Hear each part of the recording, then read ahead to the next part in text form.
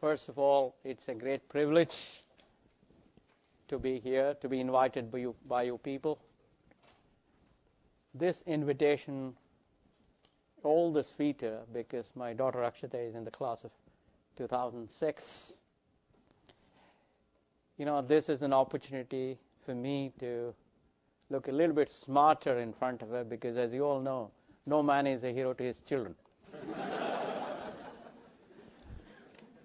Throughout my talk, I'll use the term he to mean both genders, so kindly understand that I am not biased if I use the term he. I will speak today on the lessons that I have learned as the CEO of the company for the first 21 years. Even today, I am the executive chairman of the company. In other words, so whatever I speak is hopefully the distilled wisdom of my experience of running this company for the last 25 years or so. These lessons will be in general true for almost any corporation. Hence, I will avoid taking any examples specific to Infosys. A little bit about Infosys first. It was founded in 1981, as Dean Joss said, by me and 6 other software professionals.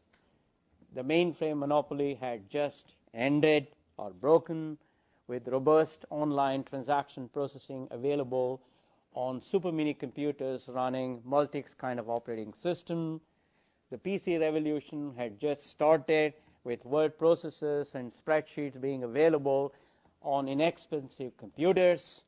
Borland was about to launch the world's first sub-$100 software. Therefore, we knew then that demand for software applications would explode, and there would be opportunity for a company specializing in customized software development from a country like India. There was indeed another revolution sweeping the world, and that is globalization.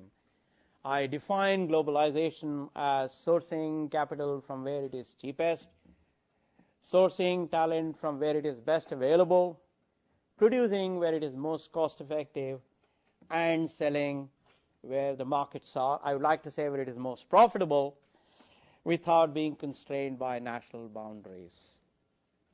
It was very clear that those nations which had certain competitive advantage would be able to offer value in this global bazaar, in this era of globalization.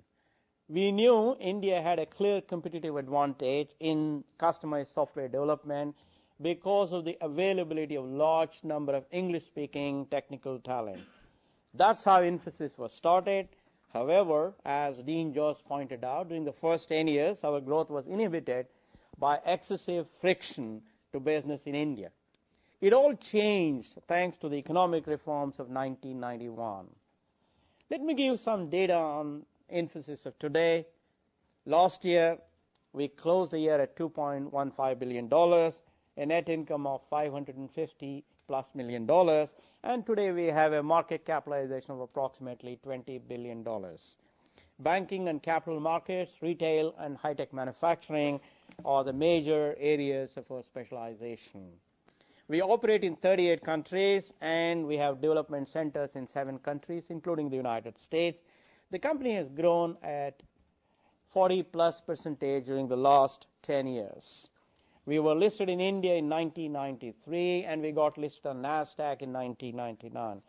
I'm glad to say we have not missed a single quarter since we got listed. The company has been recognized for its leadership in innovation, in employee orientation, and corporate governance. The major innovations of Infosys are many, but I'll talk only about 2. The first is the 24-hour productive day, which combines the prime time of our customers in the U.S. with our prime time, thereby providing a 24-hour workday for our customers and compressing cycle time for them. The second is the global delivery model. Basically, the global delivery model splits a large software development task into 2 groups. The first set of tasks have high interaction with our customers, activities like requirement definition, installation of software, and rapid reaction warranty require that we be present at customer side. On the other hand, activities like programming, design, documentation, long-term warranty can be taken up from talent-rich, process-driven, scalable, and cost-competitive development centers in countries like India. With such a model, customer gets best value for money, and of course, we provide the customer with quality software on time within budgeted costs. To me, the view from the top is shaped to a large extent by how people view a leader from the bottom in some sense. In fact, seriously, because in fact, a leader's success is defined by how well he or she can synthesize the bird's eye view of the world with the worm's eye view of the world. Success to me is about taking great ideas and converting them to action through excellence. I am convinced that the primary resource of a corporation is its people. Hence, I will first talk about people and then about other issues. The primary job of a leader is bringing about change or bringing about transformation. Transformation, as you all know, is big-ticket progress. Progress is all about change. Transformation comes about because of transformation of the mindset of the people. We all have two instruments for progress, and the first is the mind and the second is the mindset. To me, mind is the analytical engine that uses data to take appropriate decisions.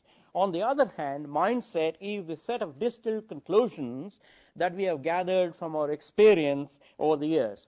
Mind is what determines our aspirations, our confidence, our possibilities, and in short, our behavior.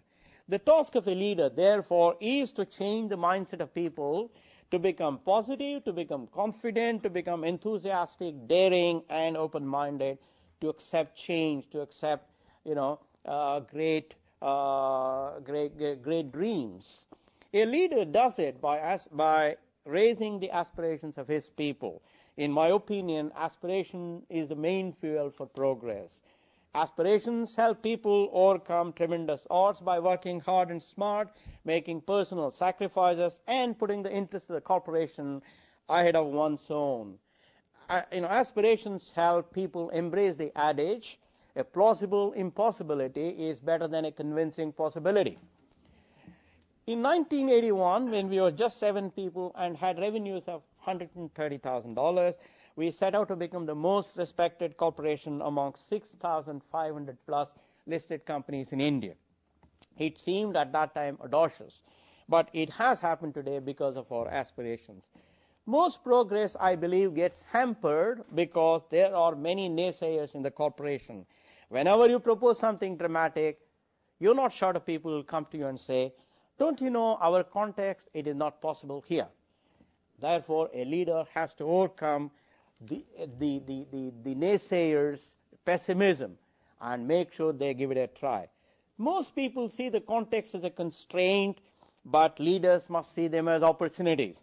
This is where I am often reminded of what George Bernard Shaw said and what was adopted by Robert Kennedy from George Bernard Shaw. And he said, I quote him, most people see things as they are and wonder why, or dream of things that never were and say, why not, unquote.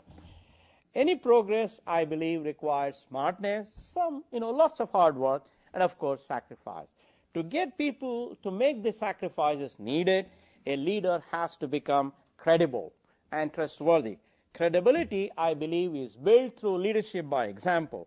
People watch a leader avidly and imitate him.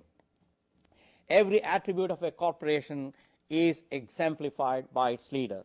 Therefore, in everything we do, whether it's cost control or excellence or customer focus, the leaders at Infosys demonstrate their commitment to the cause. No wonder Mahatma Gandhi once said, and I quote him, be the change you want to see in the world. Therefore, a leader uses his value system to instill trust in other people. I have realized that there are only 2 things that make you more and more enduring in the marketplace, and they are being relevant to your customer, and number 2, making greater and greater impact